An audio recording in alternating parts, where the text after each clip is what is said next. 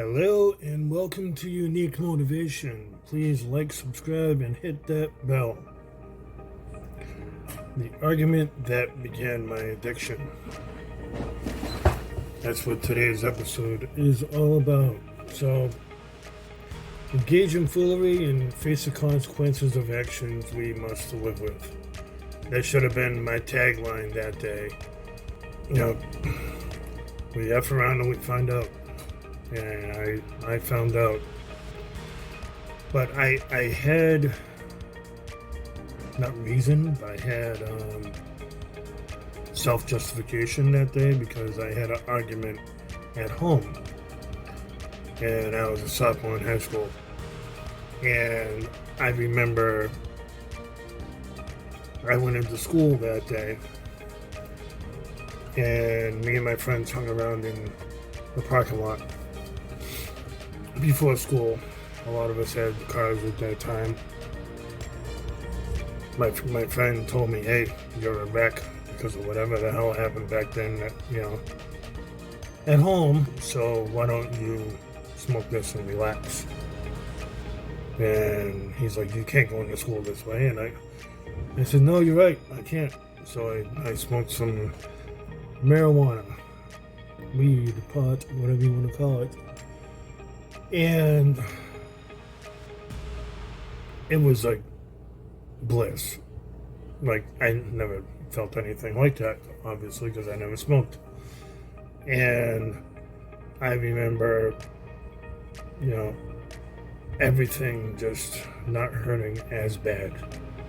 Like my parents' deaths, this one, that one, and then stuff going on in my life at that time.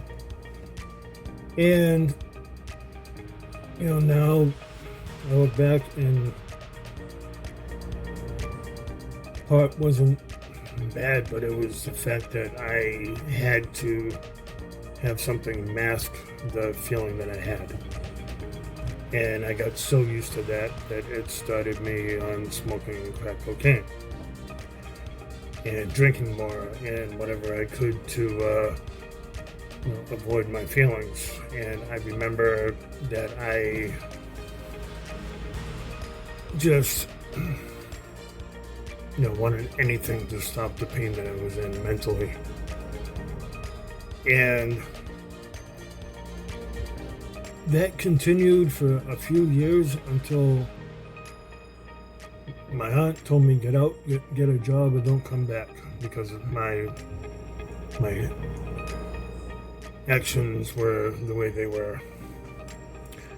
So at that point, I went into the military, and the infantry basic training was my detox, which I don't recommend. So, I can't tell you how much that feeling helped at that time.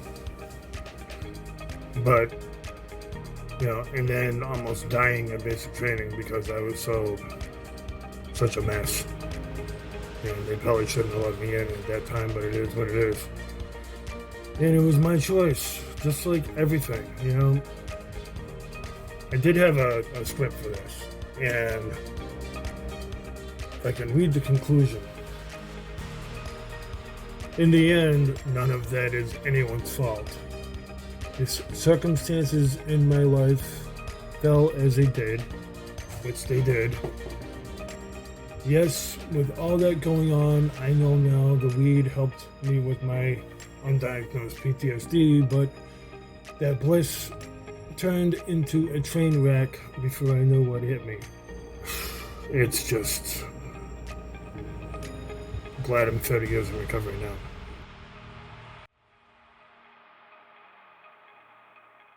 So, and I will also leave a link to my book, Battle of a Lifetime, that deals with addiction on this.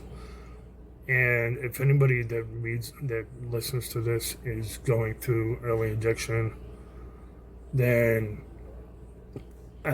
all the power to you. That's all I can say. I wish you the best of luck.